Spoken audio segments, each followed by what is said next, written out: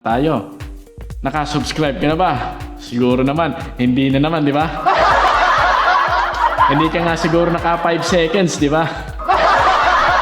Hello, this is Boss Mhaky and welcome to my channel.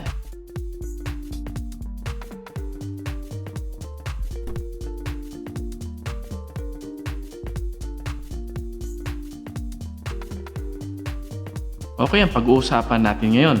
Bakit kaya hindi basta-basta nakakapalag ang iba't ibang bansa sa China? Okay, number 1. Utang o debt. Okay? D-E-B-T. Debt. Utang na pera po. Ng ano po? Pera na inutang ng iba't ibang bansa sa China. Para saan ho? Para sa pagpapagawa ng kanilang mga infrastruktura, ng kanilang mga tulay, ng kanilang pwedeng mga gamit sa ospital, mga gamit na pang-ekonomiya, kasama mga infrastructure. Yan ay umutang po ang iba't ibang bansa sa China, which is magtatanong ang marami bakit kaya nangutang ang ibang bansa sa China? Ang China ay isa sa mga mahirap na bansa dati. Ang punto ho, dati ho yun. Ngayon po, ang China isa po sa pinakamaunlad na bansa na ngayon. Dahil po, marami na po silang napatunayan sa kanilang bansa.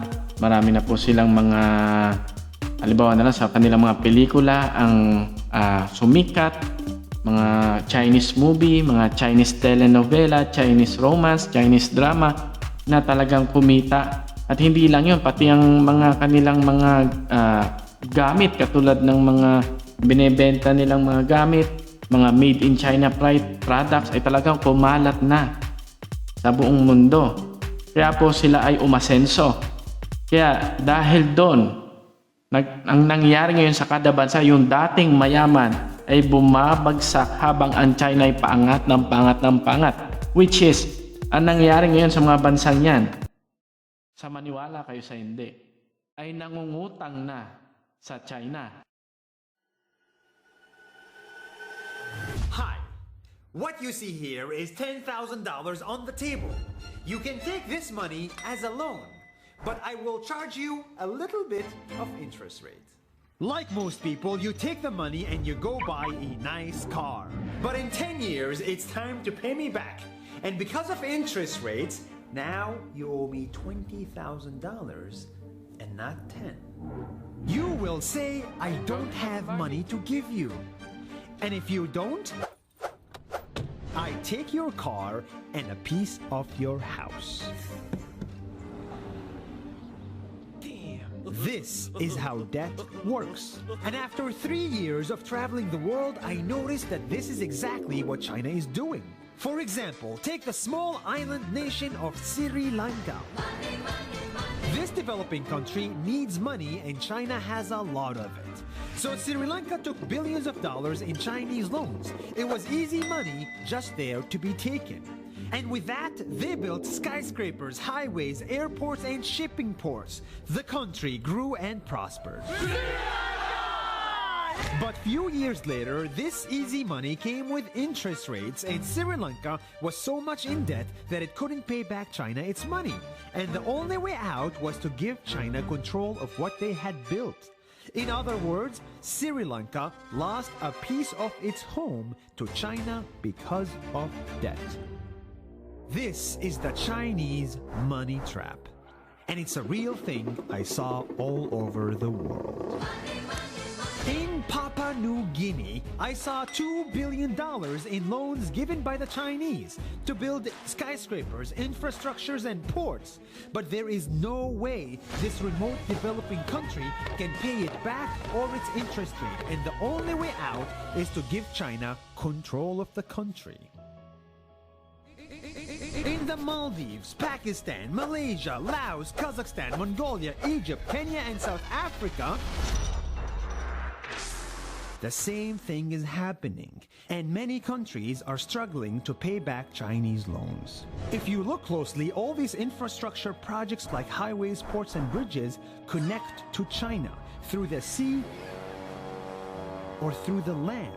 to form something far bigger, far more powerful than just a bridge. A new Silk Road. The world is already made by China, and I think slowly it will be owned by China. Don't get me wrong, building bridges, ports, highways, and airports is a great thing for the people and the country, but they come at a very high cost. And when these countries can't pay back the loans, these countries will lose their homes. One thing my parents had taught me is that there's no such thing as a free lunch or a free ride. So if we're not careful with our money or other people's money, then we better start learning Chinese. At sad to say, isa na tayo, Pilipinas. Dati pa, hindi lang to sa gobyernong ito, hindi lang din sa panahon nila Pinoy din, sa panahon ngayon nila Duterte, kundi sa dati pa nating mga naging presidente na nakautang na sa China para lang sa mga infrastructure natin, sa mga iba't ibang kailangan dito sa Pilipinas na ginawa din ng ibang bansa. Okay, halimbawa na lang dito sa usapang Pilipinas, nagtataka kayo siguro kung bakit na ganun na lang nakapasok ang China sa West Philippine Sea, sa Scarborough Shoal at sa Spratly Islands, kung ano-ano pa ba yan na nakuha na paunti-unti ngayon nandiyan na halos parang sa kanila na nga yung West Philippine Sea. Kasi ito lang yan ang hindi ko lang alam ho dito mga kapatid, mga kabusabos, mga ka-sister, okay? Yung hindi ko lang alam is kung kailan pa to nakapasok, kung panahon lang ba ni Pinoy o panahon pa ni Gloria Arroyo, kung kailan ba nakapasok ang China sa West Philippine Sea, kung kailan ba sila naglagay doon ng base militar, kung kailan sila naglagay ng kauna-unahang buhanging semento nila doon. Okay. Pero at that time, nalinawan ako na ang ating West Philippine Sea, para sa akin, nalinawan ako na ang ating West Philippine Sea ay naging collateral natin sa China. Filipino President Rodrigo Duterte gears up for a face-off with China. It's his 5th visit there at a time when he faces pressure back home to raise the problem of Beijing's military expansion in the South China Sea. Even before it began, it promised to be a feisty affair. Duterte threatened to cancel the trip if he couldn't discuss the contested waters. The Philippines, like others in the region, rejects China's claim to the area.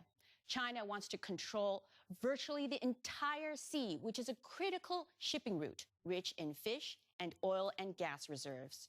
In recent years, Beijing has stepped up naval patrols and even constructed man-made islands there, worrying neighbors. And in 2016, an international tribunal in The Hague ruled that China was in the wrong. China ignored the ruling. In the Philippines, critics have pounced on Duterte for being seen to turn a blind eye to China's development in return for trade. But when a Chinese vessel rammed a fishing boat in June, leaving 22 Filipino fishermen dead, Duterte could not ignore public anger any longer.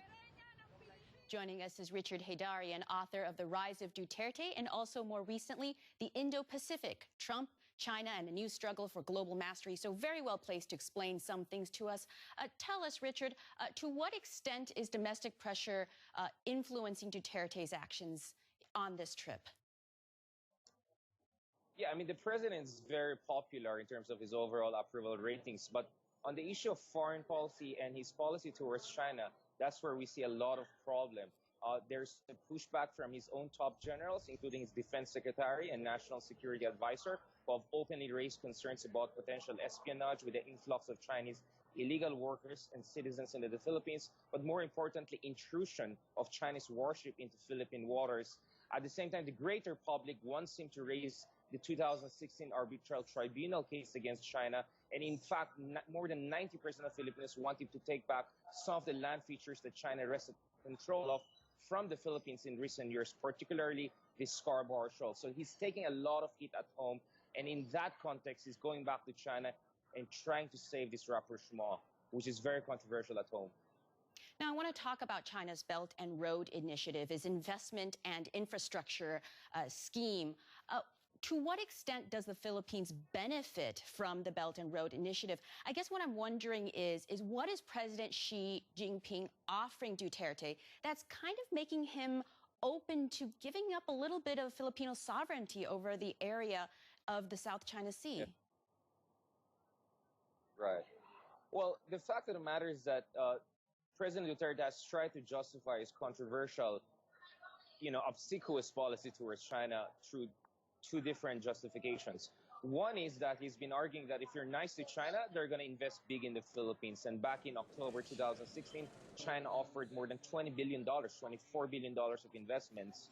Now, the problem is that 3 years into the Duterte administration, not much is moving on that front in terms of China's public infrastructure investment in the Philippines. In fact, as far as I'm concerned, there's zero Chinese infrastructure project which has cleared the preliminary phases. And most of these projects, even in their initial phases in the bidding procedure, are facing controversies over potential debt trap or potential violation of the Philippine laws. So the Duterte's fallback option is to say, well, let's be nice to China, otherwise we'll have war with them, which is also not getting a lot of traction at home. And that is why he's taking a lot of heat and suddenly saying, you know what, I'm going to raise the arbitration award and confront China. And so this South China Sea issue is a regional concern. Put this in context. What are the neighboring countries watching out for when it comes to this Duterte and Xi meeting? Yeah, I mean, the fact of the matter is that the Philippines is occupying an important role because it's the country coordinator for ASEAN and China and currently overseeing the negotiations of a code of conduct that is supposed to govern the relationship of competing claimant states there in the South China Sea. And President Duterte, in a lot of ways, also the most prominent leader in Southeast Asia today. Quite a controversial one, but prominent one. So they're going to watch where the Philippines goes, because just a few years ago, the Philippines was the most aggressively anti-China country, which took China to international court. Now you have President Duterte singing to a completely different tune. So people are wondering where is the Philippines is going, and what is also the implication in terms of U.S. alliances in the region, because the Philippines is a key U.S. ally. And if Nanawagan si Pangulong Aquino sa ibang bansa na suportahan ang Pilipinas at pigilan ng China sa pag-angkin ng teritoryo bago ito lumala. Dapat daw sabihin ng buong mundo na tama na. Inihalin tulad niya ang ginagawang pangaagaw ng China sa pagsuko ng Sudetenland ng Czechoslovakia kay Adolf Hitler noong 1938 para maiwasan ang pagsiklab ng digmaan. Dahil saan po? Dahil tayo po ay nakautang din. Katulad sa ibang bansa, nakautang rin tayo sa China na ngayon. Malamang, hindi natin bayaran. Kaya itong si West Philippine Sea, kahit anong mura, kahit anong batikos, kahit na anong sabihin, live on TV, nakatira ng tira sa China noon mula sa ating government, walang nangyari. Bakit? Kasi collateral natin yung West Philippine Sea sa China. Okay? Okay, number 2, kung bakit hindi basta-basta nakakapalag ang iba't ibang bansa sa China. Okay, isa sa factor is maraming mga Chinese labor na kumalat na sa iba't ibang bansa, kahit na lang sa Pilipinas. Okay, anong ibig ko sabihin ng Chinese labor? Mga trabahante. Marami ng mga Chinese ang nagtatrabaho sa iba't ibang bansa at sila pa ang kinukuhang trabahador dahil sa mura lang po sila maningil o mura lang ang kanilang salary buwan-buwan. Kaya, dahil sa ganong factor, natuto ang mga Chinese sa iba't ibang bagay at teknolohiya. Sa kakatrabaho nila sa iba't ibang bansa, natuto sila ng mga teknolohiya ng Amerika, ng South Korea, ng North Korea. Marami silang natutunan even sa Pilipinas kung meron ba tayong sariling teknolohiya. Marami silang natutunan sa kaka-labor o pagiging trabahador nila sa iba't ibang bansa. At yung talinong yun, yung knowledge na yun, dinala nila sa kanilang bansa, China, at gumawa sila ng kanilang sariling technology. Okay? Isa na dyan, Alibaba. Di ba? Jack Ma, nasan ka na? At dahil sa ganung pagkakataon, dahil maraming Chinese labor, hindi ko sinasabing silang 100% na nagle-labor sa iba't ibang bansa, pero almost 60 to 70% na mga laborers sa iba't ibang bansa ay may mga Chinese. Okay? 4 Chinese toy factories were under investigation. A report by human rights watchdogs China Labor Watch, ActionAid, CIR, and Solidar Suisse shows the harrowing reality of labor conditions in Chinese toy factories. The campaign group sent undercover investigators to 4 major toy factories in Guangdong, China. The factories manufacture products for brands like Hasbro, Mattel, and Disney, as well as German manufacturers. The investigation uncovered a total of 23 severe rights violations. According to the report, workers at one of the factories live in unsanitary dorms, sharing a small single room with 8 to 10 people. Key findings reveal that factory workers put in 80 to 175 overtime hours per month. The Chinese Labor Department only allows for 36 overtime hours a month. In 3 of the 4 factories, workers were made to sign blank contracts without explanation. Workers did not receive copies of their own contracts.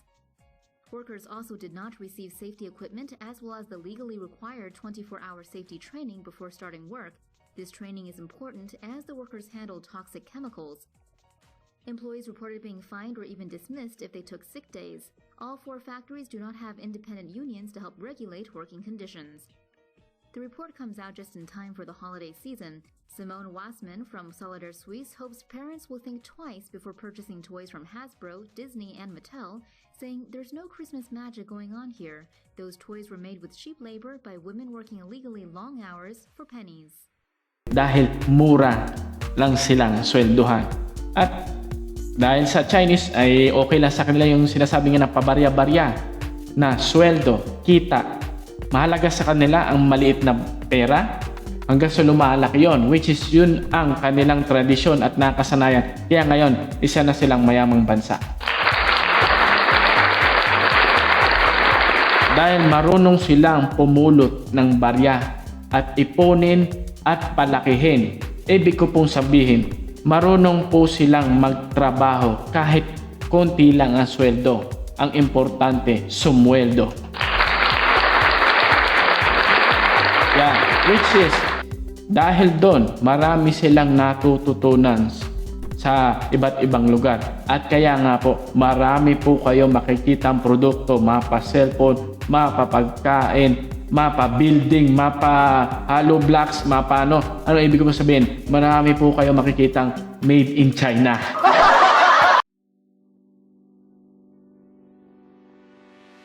When I was a kid, the first English sentence that I learned was not about daddy or mommy. The first English sentence I learned was written all over my toys, and it was made in China. All my toys, electronics, and school supplies were made in China.